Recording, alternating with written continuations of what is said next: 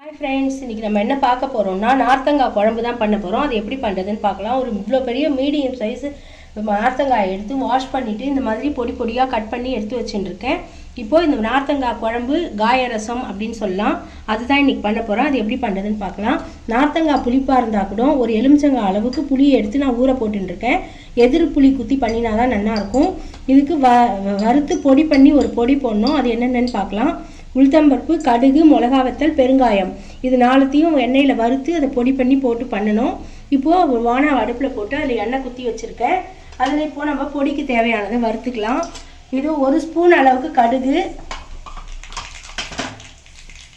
ஒரு 50 உளுத்தம்பருப்பு போட்டுக்கணும். 50 கிராம் உளுத்தம்பருப்பு தான் இதுக்கு மெயின். ஒரு 10 வரமிளகா போட்டுக்கணும்.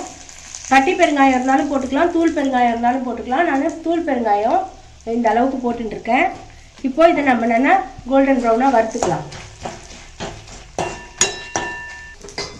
பார்த்தீங்களா, அது இந்த மாதிரி உளுத்தம்பருப்பு நல்லா செவந்து கடுகு வெடித்து எல்லாம் பெருங்காயம்லாம் ஆகிடுச்சு. இதை எடுத்து நம்ம இப்படியே இறக்கி வச்சுக்கலாம். ஆறட்டும். இப்போ இந்த வானால தான் நம்ம குழம்பு பண்ண போகிறோம். எப்படி பண்ணுறதுன்னு பார்க்கலாம். இந்த வானாவை தண்ணிலாம் சுடணும். இப்போது நம்ம வானால ஒரு 50 கிராம் அளவுக்கு எண்ணெய் குத்தின்னு இருக்கோம். எண்ணெயும் நல்லா காஞ்சிடுச்சு. இப்போ இந்த குழம்பு எப்படி பண்ணுறதுன்னு பார்க்கலாம். கடுகு போட்டுக்கலாம். ஃபஸ்ட்டு கடுகு நல்லா ஒரு 2 ஸ்பூன் அளவுக்கு போட்டுக்கலாம். கடுகு நல்லா வெடிக்கட்டும். கடுகு வெடிச்சுட்டு கடுகு நல்லா வெடிக்கிறது. இப்போ 1 ஸ்பூன் அளவுக்கு உளுத்தம்பருப்பு சேர்த்துக்கலாம். உளுத்தம்பருப்பு, பெருங்காயம் வறுக்கும் போதும் போட்டிருக்கோம், வதக்கும் போதும் போட்டுக்கணும். நல்லா வாசனையாக இருக்கும் பெருங்காயம். இந்த உளுத்தம்பருப்பு செவந்த உடனே நம்ம என்ன பண்ணணும், மஞ்சள் பொடி கரெக்டா?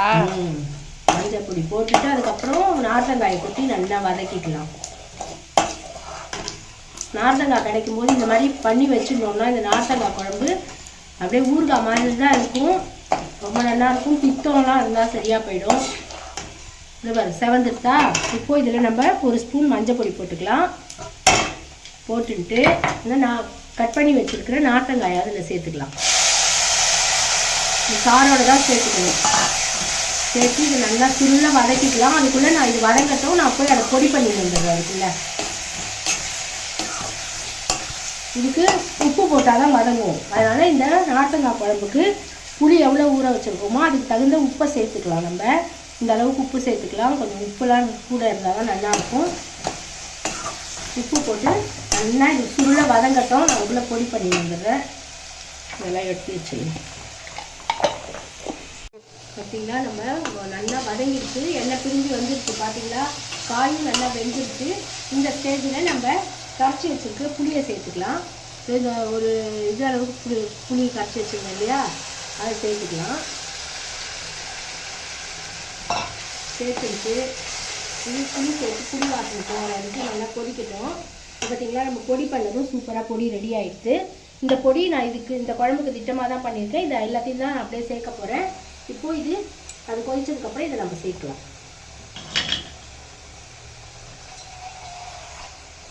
இப்போது புளி விட்டு நல்லா கொதிச்சுட்டு இப்போது நம்ம பொடி பண்ணி வச்சுருக்கிறத அதில் போடலாம். இது வந்து இப்போ அந்த காலத்து டிஷ். இந்த மாதிரி எங்கள் அம்மா பாட்டி எல்லோரும் இப்படி தான் பண்ணுவாள். சூப்பராக இருக்கும். அதனால் நானும் அதே ஸ்டைலில் பண்ணியிருக்கேன். இந்த ஸ்டைலில் நீங்கள் பண்ணது இல்லைன்னா பண்ணி பாருங்கள். சூப்பராக இருக்கும். இது சாதத்துலேயும் தொட்டுன்னு சாப்பிடலாம். சாதத்துலேயும் போட்டு பிசைஞ்சின்னு சாப்பிட்லாம். நம்ம தொட்டுண்டும் சாப்பிட்லாம். ஊறுகாய் மாதிரி ஆகிடும். எண்ணெய் பிரிஞ்சு வர வரைக்கும் நம்ம நல்லா கொதிக்க விடலாம்.